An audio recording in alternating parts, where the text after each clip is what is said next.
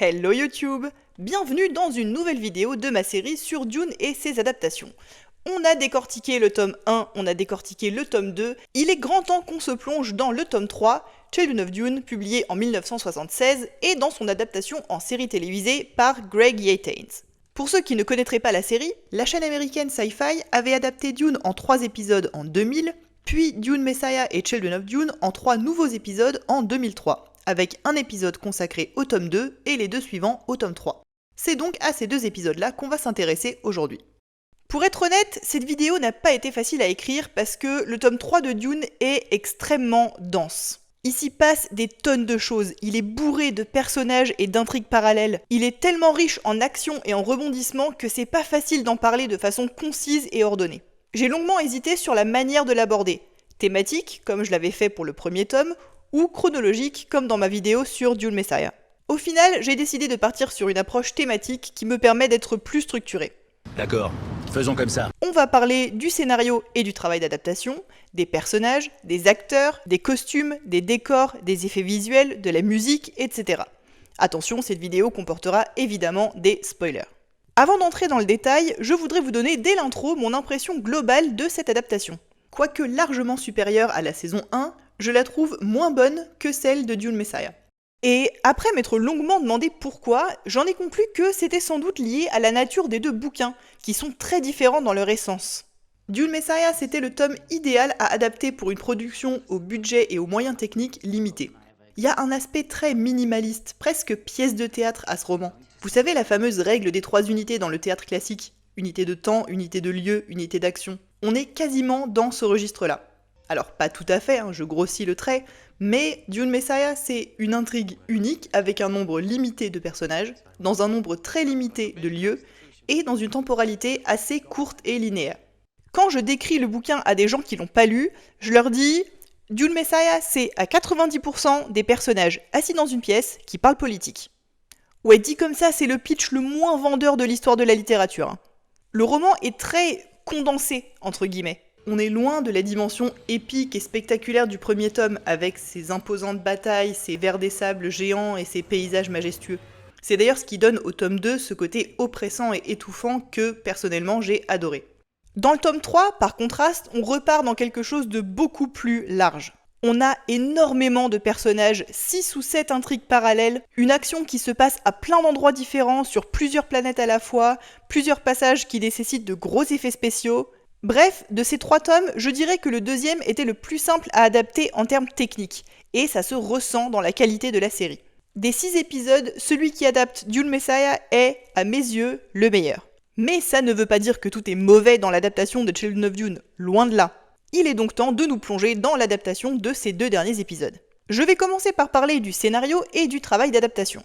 Je vais pas aborder les scènes une par une et résumer toute l'intrigue, sinon cette vidéo durerait 3 jours, mais il y a un certain nombre de points sur lesquels je voudrais revenir. À commencer par la toute première scène du livre qui a été complètement coupée de la série. Le livre s'ouvre sur Stilgar, qui est à Siege-Tabre avec Leto et Ganima, les jumeaux de Paul et Chani, et qui se demande s'il ne ferait pas mieux de les assassiner. Are you out of your fucking mind? Alors non, Stilgar est pas devenu dingue, mais il est en pleine remise en question. Tout ce qui s'est passé a sévèrement ébranlé ses certitudes et il est plus du tout aussi fanatique que dans les tomes précédents. It was the religion of Muad'Dib which upset Stilgar most. Why did they make a god of Muad'Dib? Why deify a man known to be flesh? He fingered the crysknife at his waist, thinking of the past it symbolized, thinking that more than once he had sympathized with the rebels whose abortive uprisings had been crushed by his own orders. Il sait que les enfants de Paul peuvent représenter un danger énorme, qu'ils sont convoités par le Bene Gesserit, qu'ils ont des pouvoirs qui le dépassent, et malgré tout l'amour qu'il leur porte, se demande s'il ne ferait pas mieux de mettre fin à tout ça pour protéger son peuple et sa planète. Et je trouve dommage qu'on ne retrouve pas cet élément dans la série parce que c'était une très bonne manière d'introduire l'histoire, de tout de suite y mettre de la nuance et de présenter toute la complexité de la situation.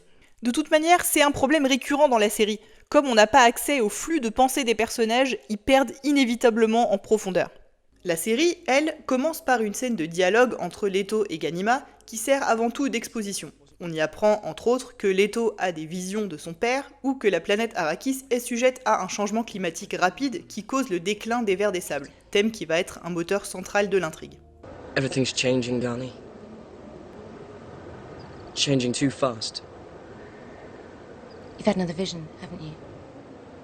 Quelques scènes plus tard, Jessica revient sur Arrakis pour la première fois depuis des décennies, après avoir allègrement abandonné sa famille, dont sa fille de 2 ans, Et dans la série, on a un premier élément qui m'a beaucoup irrité.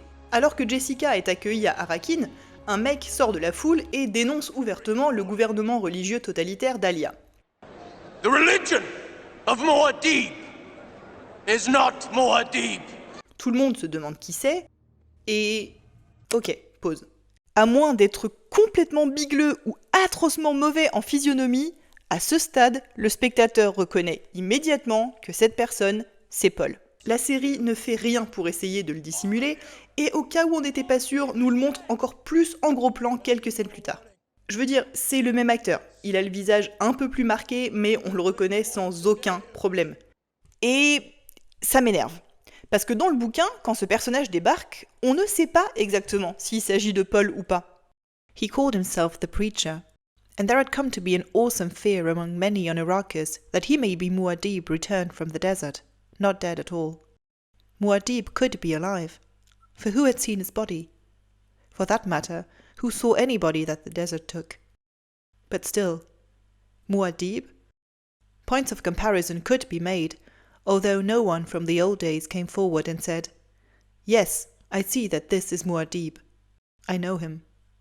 Still, like Muad'Dib, the Preacher was blind, his eye sockets black and scarred in a way that could have been done by a stone burner, and his voice conveyed that crackling penetration, that same compelling force which demanded a response from deep within you. Alors, l'auteur est très clair sur le fait qu'il pourrait s'agir de Paul, mais j'insiste sur le pourrait. Pendant très longtemps, on ne sait pas si c'est vraiment lui. Il faudra attendre plus de la moitié du bouquin, page 236 sur 420 dans mon édition, pour en avoir la confirmation avec cette scène. Stepping down, the Preacher once more took Alia's arm. No faltering nor hesitation. He was gentler this time, though. Leaning close, he pitched his voice for her ears alone, said, "Stop trying to pull me once more into the background, sister."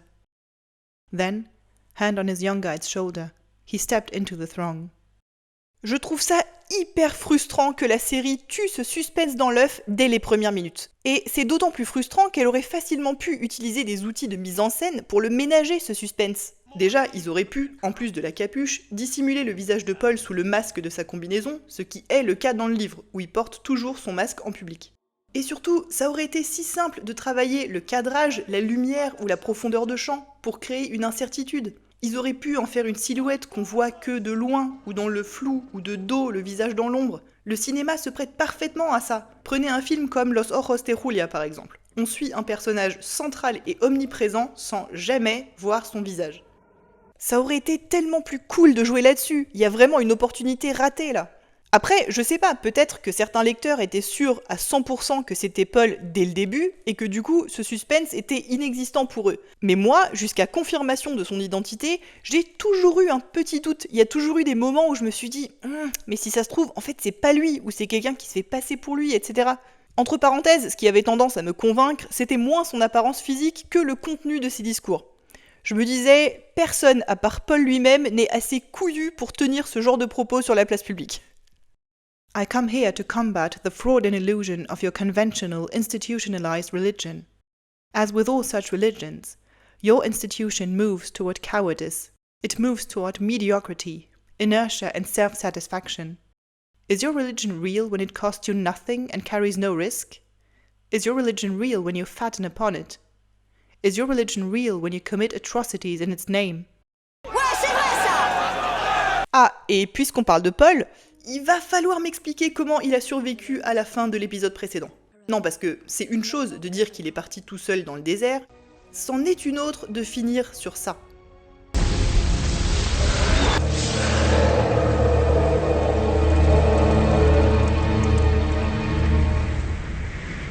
Il y a chance de survie faible et il y a chance de survie 0. Et là, on est clairement dans la deuxième catégorie. Bref, peu après, on fait la connaissance de 2 nouveaux personnages.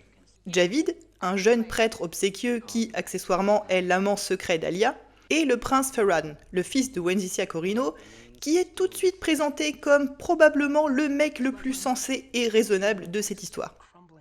We hate the empire that defeated it, but we have no idea what we'd like in its place. The kind of society we once had, I assume. My mother may believe that's possible, Tayek, but I'm not so sure. I'm just not so sure. On aime beaucoup ce monsieur. Pour la petite anecdote, dans l'épisode précédent, on avait vu la version enfant de Ferran et de Javid. Le petit Ferran était tout mignon et innocent et se faisait maltraiter par sa mère, et le petit Javid était un terroriste en herbe qui avait posé la bombe dans les rues d'Arakin. Korba, the stone burner is set and ready. Let the others know, Javid. Muad'Dib is in the streets. Go. Tu m'étonnes qu'il ait mal tourné le pépère. Et puis, on a aussi le retour d'un personnage mort depuis la saison 1, ce cher baron Vladimir Harkonnen. Non pas en chair et en os, mais dans l'esprit d'Alia, à qui il arrive exactement ce que redoutait le Bene Gesserit, à savoir qu'elle est envahie et possédée par la mémoire de ses ancêtres, ce qu'elles appellent l'abomination. Et le grand-père maternel vient la titiller et la pousse progressivement vers la folie. You killed me and yet, here I am. Go away. Just go away. Go away. J'aime bien l'idée d'avoir donné une présence physique au baron. Je pense que ça marche mieux en termes cinématographiques que d'avoir juste une voix off. Et il est délicieusement manipulateur et pervers. Why don't you call in that lovely boy? The priest. Javid, eh? Mixed business with pleasure, perhaps, huh? Toutes les scènes entre Alia et le baron dans ces 2 épisodes sont vraiment très cool. J'ai toujours aimé son personnage dans la série. De toute façon, dans ces 2 épisodes, ce qui fonctionne le mieux, ce sont les scènes de dialogue. Les dialogues sont assez bien écrits, et les confrontations et les joutes verbales entre les personnages sont toujours sympas. J'aime beaucoup par exemple la scène où Jessica affronte Alia en public lors d'un conseil impérial, qui est également très chouette dans le livre. Spice production will slow until it is only a fraction of what it has been. And when that happens, we'll have a corner on the scarcest commodity in the universe. You will have a corner in hell. Ou encore celle où Alia sort à sa mère des vérités qui font mal. You abandoned me to fend for myself after Paul died, and yet here you are, after all these years, to judge me. Ah, c'est pas faux. J'aime bien aussi toutes les scènes entre Alia et Duncan Idaho, et le dilemme dans lequel Duncan se retrouve, tiraillé entre son amour pour sa femme et sa loyauté à la famille Atreides. You must eliminate her. No harm must come to House Atreides. No matter what the cost. Ce dialogue m'a d'ailleurs beaucoup rappelé une scène de Dune Messiah. Be a man, not a mentat, she snarled. I'm a mentat and a man. Will you make me your woman, then? I will do what love demands. And loyalty? And loyalty. That's where you're dangerous, she said. C'est malin comme ce conflit de loyauté était évoqué par l'auteur dès le 2e tome. Setup, payoff, tout ça. Là où la série déçoit, c'est dans ses scènes plus spectaculaires ou ses scènes d'action. À plusieurs reprises, j'ai attendu avec impatience des scènes que j'avais adorées dans le bouquin, et à chaque fois, l'adaptation n'était pas du tout à la hauteur de mes espérances. L'une de ces déceptions, c'est la scène où Leto et Ganima, partis en fuite dans le désert, sont attaqués par des tigres de Laza, des fauves téléguidés à distance par leurs ennemis grâce à un implant. Cette scène est super prenante dans le livre, il y a de la tension et des rebondissements, et dans la série, c'est réglé en 2 temps 3 mouvements. En plus, j'ai un problème avec la manière dont la scène se conclut. Dans la série, Ganima croit que son frère s'est fait tuer par les tigres, alors que dans le roman, les jumeaux ont élaboré un plan. Ganima doit rentrer seule à Arrakeen et faire croire que Leto n'a pas survécu, et pour être sûre que son secret soit pas découvert, elle utilise l'auto-hypnose pour se persuader que son frère est réellement mort. Je trouve ça nettement plus intéressant. Mais en termes de déception, la scène qui remporte la médaille est celle où Leto, dans le dernier quart du bouquin, amorce sa transformation en laissant les truites des sables recouvrir son corps et se fondre avec son organisme saturé d'épices. J'ai adoré cette scène dans le livre, je l'ai trouvée terrifiante, une espèce d'horreur corporelle à la Kafka ou à la David Cronenberg.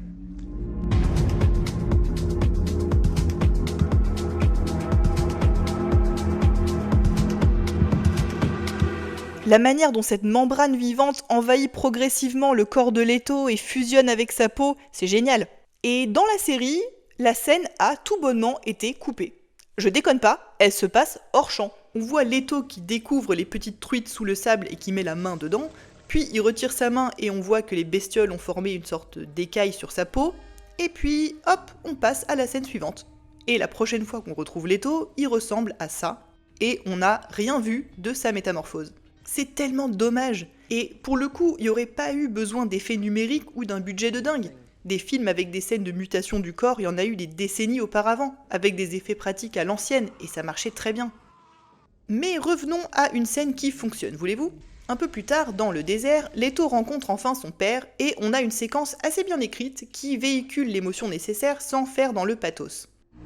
How many nights I have sat on Jim just like this, imagining a night just like this, with my father. Bon, j'avoue que le début me fait sourire. Why have we stopped? There's a demon. Le ton sur lequel Hassan Tariq délivre cette réplique est tellement désinvolte, ça me rappelle Boromir dans Le Seigneur des Anneaux. They have a cave troll. Genre, bon, ça arrive. Ah, et aussi, j'applaudis le calme de Paul lorsqu'il touche le bras mutant de son fils. Moi, je suis aveugle, je m'attends à de la peau humaine et je touche ça, je fais un bond de 3 mètres en arrière. Mais qu'est-ce que c'est que cette matière? C'est comme dans les fêtes foraines où faut mettre sa main dans des boîtes et qu'il y a des textures dégueulasses dedans, je trouve ça flippant. Une autre scène réussie, c'est les retrouvailles entre Paul et Gurney Halleck. Do you think I would have left this place if I had known? Do you think I would have abandoned you if I knew you were still alive? You did what you were meant to do.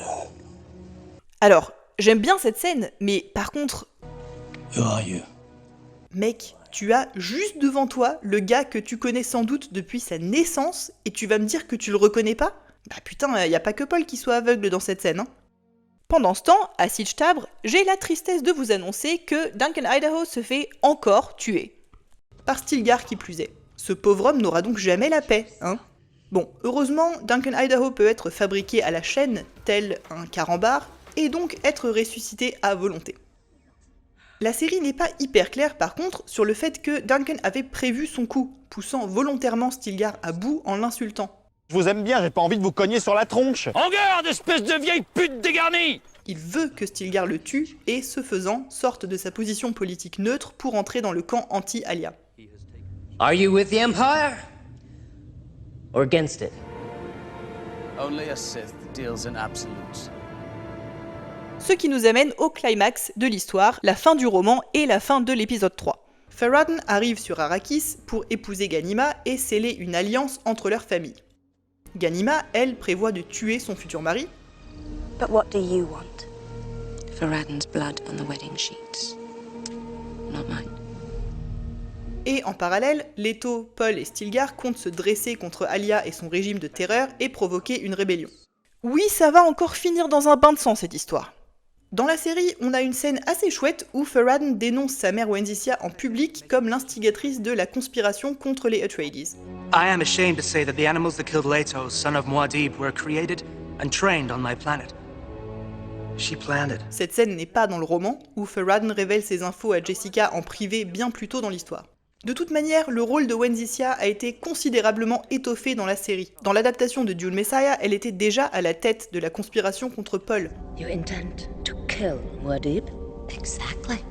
Alors que dans le roman, pas du tout. Dans la famille, c'était Irulan qui complotait contre Paul, pas elle. Les scénaristes ont fait de Wendicia l'antagoniste principal de toute la saison 2. Je comprends la raison de ce changement en termes de continuité narrative, mais du coup, on perd malheureusement la dualité et la complexité du personnage d'Irulan. Ok, donc une fois Wendicia écartée, Paul sème la pagaille au sein de la foule avec un discours où il dénonce publiquement Alia et par la même occasion lui révèle enfin son identité, scène qui arrive bien plus tôt dans le bouquin. Malheureusement, arrive ce qui devait arriver, Paul se fait assassiner par un mec qui, dans le livre, est l'un des prêtres d'Alia, mais bizarrement pas dans la série. Paul échange quelques derniers mots avec son fils, ce qui n'est pas dans le bouquin, mais idem, la série ne tombe pas dans le pathos à outrance, donc ça marche. Ce que je trouve un peu moins réussi, c'est peu après la scène de la mort d'Alia. Dans le livre, possédée par le baron et en lutte avec elle-même, elle se jette par la fenêtre du haut de sa forteresse sous les yeux de la foule, alors que dans la série, Leto lui donne un couteau avec lequel elle se suicide. Déjà, en termes de mise en scène, je préfère l'idée de la fenêtre, qu'elle meurt en public, juste là où son frère vient de mourir aussi. Et puis, je suis pas fan du fait que Leto la pousse activement au suicide en lui tendant une arme. En revanche, le passage juste avant sa mort où Alia est complètement possédée et où le baron parle à travers elle fonctionne vachement bien. L'actrice est vraiment convaincante, on ressent à la fois de l'horreur et de la pitié à son égard. Sorry, bitch. Your precious Alia, she's mine.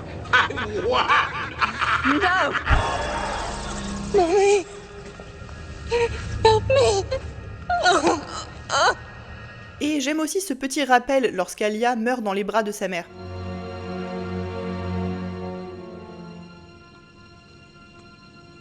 I want my brother.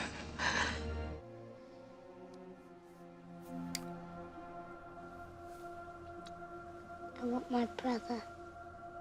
Vous savez à quel point j'adore les parallèles scénaristiques, donc ce petit clin d'œil à la saison 1 n'est pas pour me déplaire. Ça fait plaisir. Et la dernière scène du roman est aussi la dernière scène de la série, qui a eu l'intelligence d'en reprendre les dialogues presque mot pour mot. He runs and runs and runs. And when he's exhausted himself, he returns to me and asks me to help him find a way to die. On a un aperçu de la tragédie que sera la vie de Leto, devenu quasi immortel. He's no longer human, Ganima said. Yesterday you asked when he was going to remove the living skin? Never. It's part of him now, and he's part of it. Leto estimates he has perhaps 4,000 years before metamorphosis destroys him. Et on finit sur une remarque de Ganima à Farad'n. One of us had to accept the agony. He was always the stronger. Qui est également la toute dernière phrase du roman.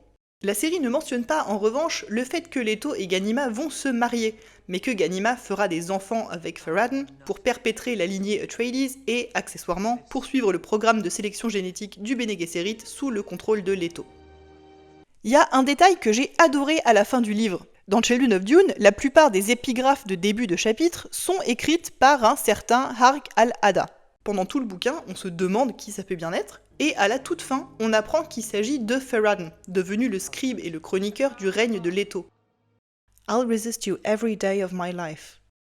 But that's the function I expect of you, cousin. It's why I chose you. I'll make it official. I will give you a new name. From this moment, you'll be called Breaking of the Habit, which in our tongue is Harq al-Ada.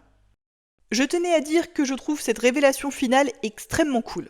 À ce propos, maintenant qu'on arrive au bout de l'intrigue, passons aux personnages. Encore une fois, je vais évidemment pas tous les aborder, mais j'ai quand même envie de m'attarder sur certains d'entre eux. À commencer par les deux personnages principaux de ce tome, Leto et Ganima. Ce qui vous sautera sans doute aux yeux en premier si vous avez lu le livre, c'est leur âge. Au début du roman, ils ont 9 ans, ce sont des enfants. Dans la série, ils ont une vingtaine d'années. Alors normalement, je déteste quand les personnages sont joués par des acteurs qui font beaucoup trop vieux. N'est-ce pas la saison 1 ? N'est-ce pas ? Mais là, je trouve que c'est un choix judicieux. Dans le bouquin, les jumeaux sont physiquement des enfants, mais psychologiquement, ils sont ultra matures, ils pensent et se comportent comme des adultes, si bien qu'on oublie qu'ils sont tout petits. Mais en série, sans la narration du point de vue interne, ça aurait juste fait extrêmement bizarre de voir deux gamins jouer ces rôles. Ils auraient pas eu la maturité nécessaire et ça aurait sans doute été catastrophique. D'autre part, je trouve que la série a plutôt bien retranscrit la relation fusionnelle et quasi incestueuse de Leto et Ganima. Alors, il n'y a pas d'inceste à proprement parler, mais les jumeaux ont une relation ambiguë. Dans le livre, ils utilisent leur mémoire génétique pour se glisser dans la peau de leurs parents. For this brief space I must be Paul, he told himself. This is not Ghani beside me. It is my beloved Chani, whose wise counsel has saved us both many a time. Il y a donc forcément un sous-texte un peu sexuel dans ces moments-là. Le sexe, c'est ce qu'il y a de plus profond dans l'homme, dans la femme. Ces scènes n'existent pas dans l'adaptation, mais elle arrive à montrer ce sous-texte autrement.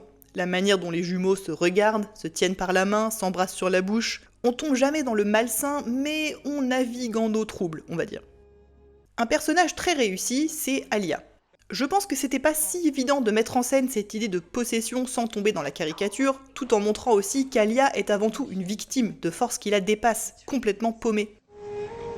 I hate you. I love you. I will never forgive you.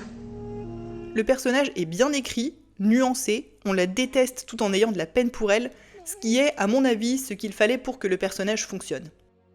Ensuite, j'aimerais dire un petit mot sur Jessica. Elle est beaucoup trop gentille dans la série. Dans Children of Dune, elle est tout aussi manipulatrice et calculatrice que dans le premier tome. C'est elle, par exemple, qui ordonne qu'on capture Leto et qu'on lui injecte de l'épice jusqu'à l'overdose pendant des semaines pour tester sa résistance. Ouais, cette femme adore tester sa famille par la torture, hein, clairement.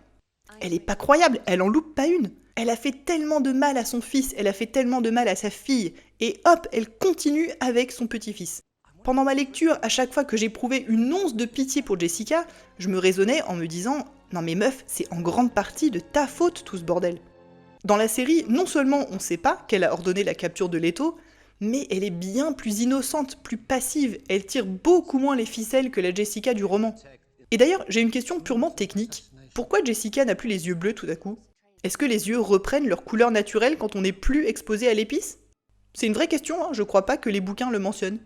Concernant les autres personnages principaux, ils sont assez fidèles au livre. Forcément moins développés, moins creusés. Le Paul du roman, par exemple, a une espèce de sens de l'humour cynique qui disparaît totalement de l'adaptation, ou encore la relation quasi mère-fils entre Jessica et Ferraden, à peine effleurée, mais ils fonctionnent tous plutôt bien.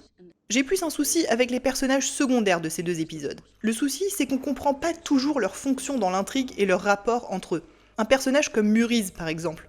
On le voit apparaître de temps en temps dans différents contextes, mais au fond, on sait jamais trop ce qu'il vient faire. Idem pour Sabiyah, qui sait pourquoi elle drogue Leto, ou même Gurney Halleck, quel est son but, pour qui il travaille. Je pense qu'ils auraient mieux fait de supprimer entièrement certains personnages plutôt que de leur donner un rôle très vague pendant 3 minutes. J'imagine que quelqu'un qui n'a pas lu le livre sera très confus par moments. Pour la première fois depuis le début de cette mini-série, je n'ai en revanche rien de négatif à dire sur les acteurs. Ils sont tous très corrects, voire bons, voire excellents. Ooh, that's a bingo! On retrouve les quelques acteurs qui relevaient déjà le niveau de la saison 1, Ian McNeice dans le rôle du baron Harkonnen ou Julie Cox dans celui d'Irulan. Parmi les nouveaux, on a Susan Sarandon, la célébrité de cette saison 2, tout comme William Hurt était la célébrité de la saison 1. Sauf que contrairement à William Hurt qui en avait rien à foutre, tu sens que Susan Sarandon s'éclate dans le rôle de Wendicia. J'aime vraiment bien ce qu'elle fait du personnage. Don't you find it interesting, Jessica, how the sins of the mother bloom in the children they bear? On a aussi James McAvoy, qu'on ne présente plus aujourd'hui, mais qui était inconnu à l'époque. Il avait 23 ans et c'était l'un de ses tout premiers rôles. Idem, il s'en sort très bien. How many nights I have gone to sleep on the cold floor of the siege, dreaming of his arms around me, sheltering me from everything I was afraid of, everything I could not understand. Je continue à aimer aussi la performance de Steven Berkoff qui joue Stilgar. The Fremen Stilgar is still repulsed at this alien life, isn't he? D'autres acteurs de cette saison 2 se sont considérablement améliorés depuis l'épisode précédent. C'est le cas de Edward Atherton qui joue Duncan Idaho, mais surtout de Daniela Amavia qui joue Alia. J'avais pas toujours trouvé sa performance très juste dans l'épisode 1, mais là, elle joue parfaitement la folie schizophrène et toutes les nuances du personnage d'Alia. I am the regent of this empire. I rule in Paul's name for his children. I am the supreme authority here.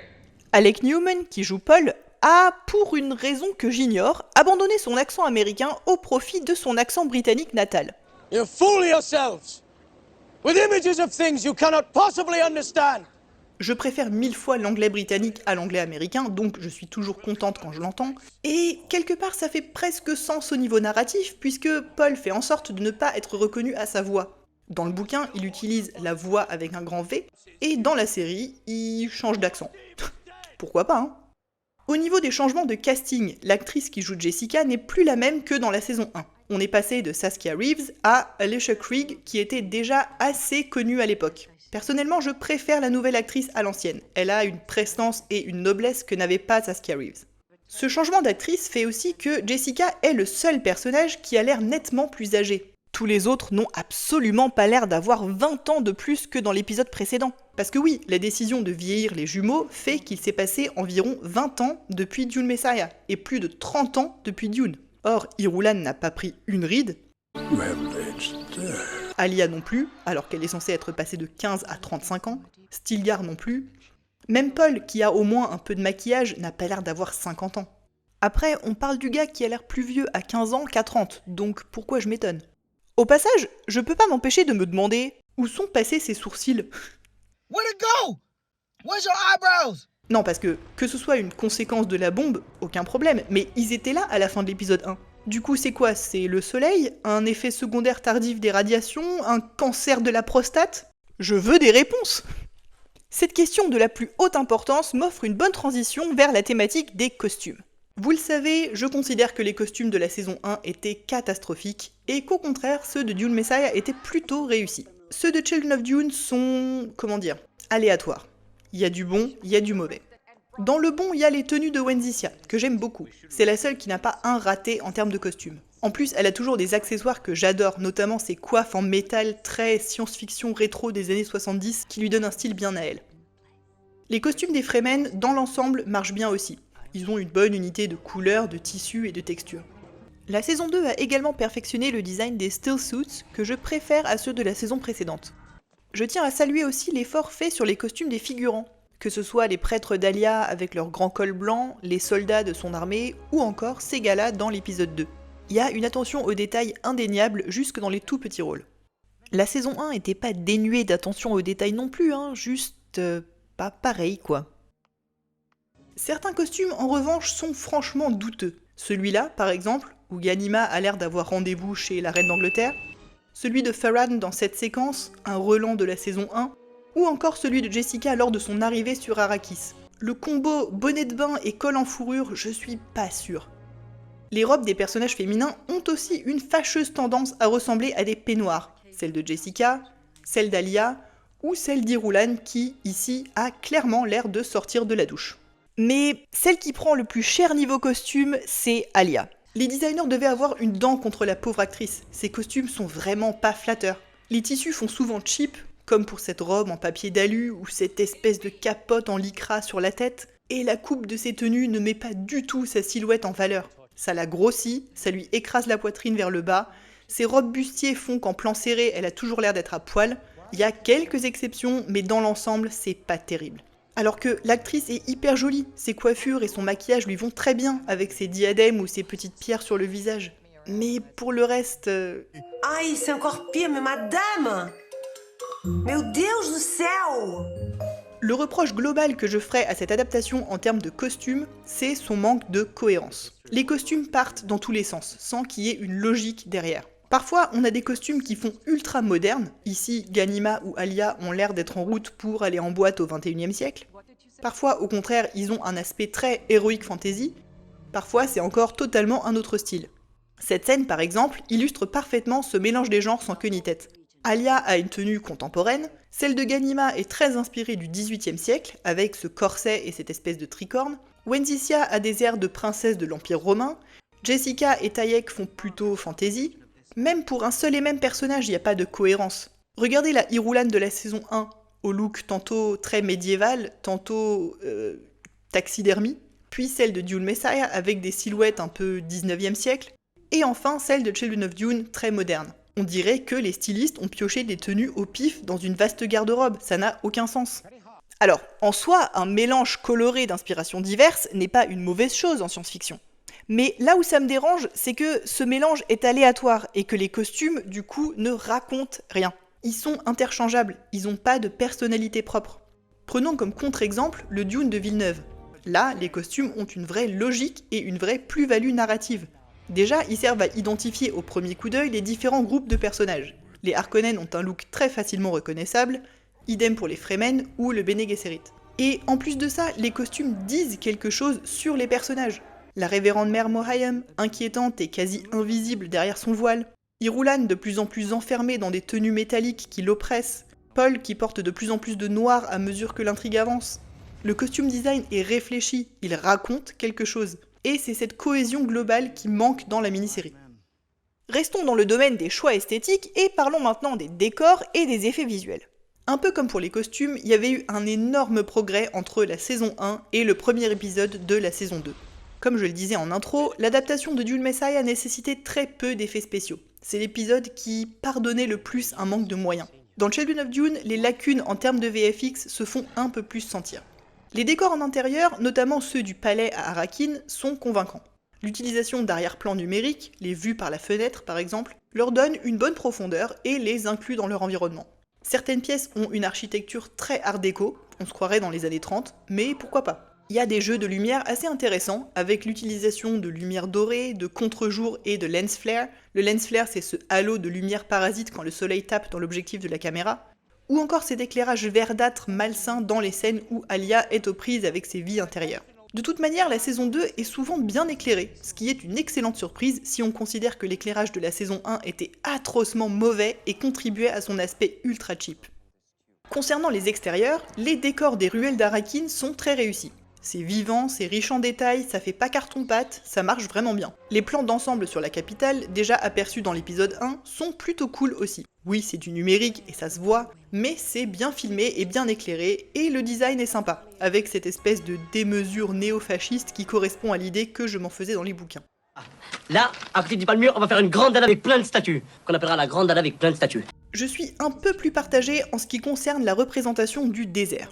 De toute évidence, le désert est 1000 fois plus crédible que dans la saison 1, où il sentait le numérique à plein nez et où les incrustations étaient absolument dégueulasses. On voit qu'ils sont toujours pas allés tourner dans des vraies dunes, c'est du fond vert et des matte painting, mais c'est pas trop mal. Le problème, c'est que la série ne montre pas du tout le changement climatique radical qui modifie la planète. Dans Children of Dune, c'est un thème central. L'eau et la verdure envahissent le désert, les vers des sables meurent et tout l'écosystème d'Arrakis s'en retrouve complètement bouleversé. Dans la série, ce changement est mentionné par les personnages à plusieurs reprises. The greening of the desert's proceeding faster than I ever imagined. A symbol of the corruption infecting Arrakis. It wouldn't exist but for the changes we're enforcing on this place. Now there are plants. They spread like maggots upon the wound. There are clouds in the sky. And rain.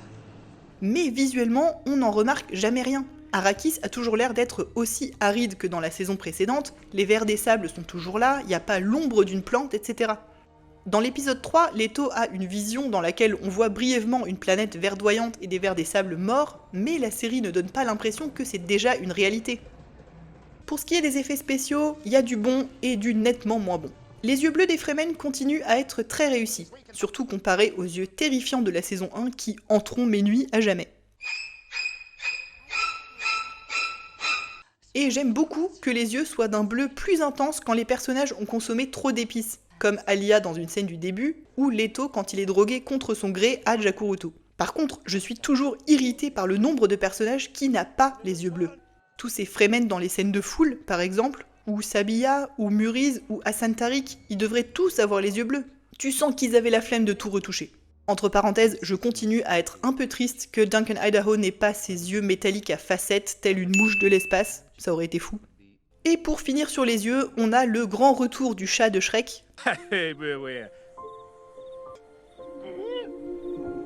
Ça aurait pourtant été si simple de prendre des lentilles de contact mat au lieu de brillantes. La lumière se serait pas reflétée dedans et on aurait eu l'apparence d'une orbite vide sans avoir besoin du moindre effet numérique.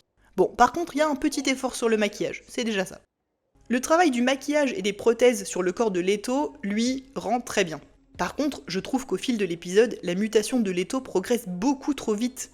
Genre, si en quelques semaines il passe de ça à ça, bah il va se retrouver transformé en ver en moins de 10 ans quoi, et pas dans plusieurs millénaires. En parlant de vers des sables, il y a du mieux. C'était pas compliqué en même temps. On sent que la série avait envie de montrer les vers le plus possible, à travers des séquences qui ne sont pas du tout dans le roman. Une où Leto survole le désert et où 3 vers géants surgissent des dunes, ou encore une charge à dos de vers des sables menée par Stilgar. Là encore, même si ça saute aux yeux que c'est de la 3D, on parvient quand même plus ou moins à y croire. Ça fait le job. En revanche, je suis désolée, mais je n'achète toujours pas une seule seconde la façon dont les personnages chevauchent les vers dans cette série. Inconsciemment, j'ai sans doute la version de Villeneuve dans un coin de la tête et je peux pas m'empêcher de comparer les deux, mais non, ça marche pas. Et surtout, ça a l'air d'être tellement facile de monter sur un ver que lorsque Leto, dans l'épisode 3, en chevauche un à main nue après sa transformation, bah ça a pas l'air plus simple ou plus impressionnant que d'habitude. Il monte dessus en 2 secondes, exactement comme il l'a toujours fait, et hop, c'est plié.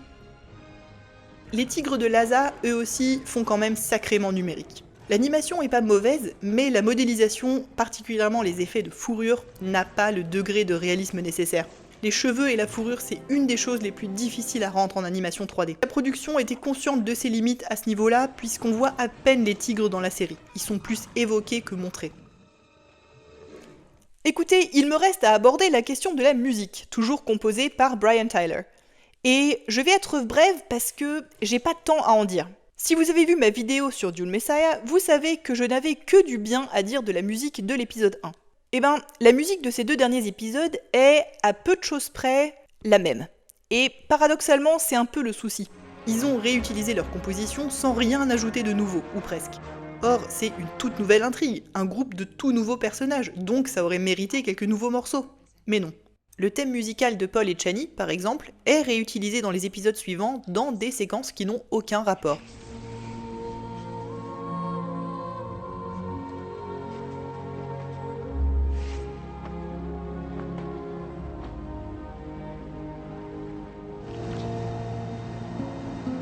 As my mother was not wife, you shall never be husband. Politics. Politics.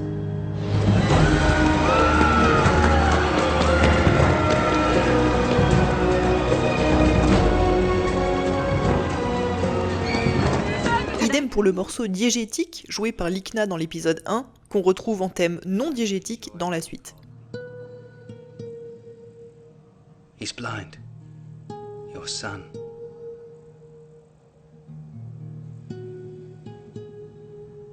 At the Battle of Narash. I wonder if Muad'Dib knows. Are you sure we can make it? I'm sure that if we don't try, we'll have failed. La musique est bien, hein, juste un peu trop recyclée à mon goût. Et puis il manque un morceau mémorable, un thème phare, comme ce morceau de l'épisode 1 dont j'avais déjà fait l'éloge, et qui fait que cette scène de la fin de Dune Messiah est et restera, à mon sens, la meilleure scène de toute cette mini-série. Si vous ne devez en regarder qu'une seule, regardez celle-là, c'est là que la série est à son maximum. Les amis, je crois que j'ai fait le tour. En guise de conclusion, je dirais que, même si pour moi ces épisodes 2 et 3 n'atteignent pas tout à fait la qualité de l'épisode 1, ils ont fait au mieux avec les moyens qu'ils avaient. Dans l'ensemble, le scénario, le script et les acteurs sont bons, et les défauts de cette adaptation sont en grande partie liés à ses limitations techniques. Ce qui me fait presque espérer qu'un beau jour, un réalisateur de talent s'attaque à une nouvelle adaptation de Children of Dune. Que toutes ces scènes qui m'ont déçu dans la mini-série soient enfin représentées à leur juste valeur. Ce ne sera probablement pas Denis Villeneuve, qui a toujours dit qu'il ferait une trilogie et pas plus, et c'est très bien comme ça. Mais qui sait, peut-être que quelqu'un reprendra le flambeau ? Un autre cinéaste avec une vraie patte artistique, qui comprend et respecte l'œuvre d'origine, qui défend sa vision sans céder aux demandes des studios. On a le droit de rêver, non ? En attendant, je suis très contente d'avoir enfin pu parler de ce tome 3. C'est le dernier tome qui a été adapté en film, mais pas ma dernière vidéo sur Dune pour autant. J'ai encore quelques idées sous le coude, et j'ai très envie de parler du tome 4 aussi. Et au fait, aux petits malins qui adorent me répéter en commentaire qu'en anglais on dit Dune et pas Dune.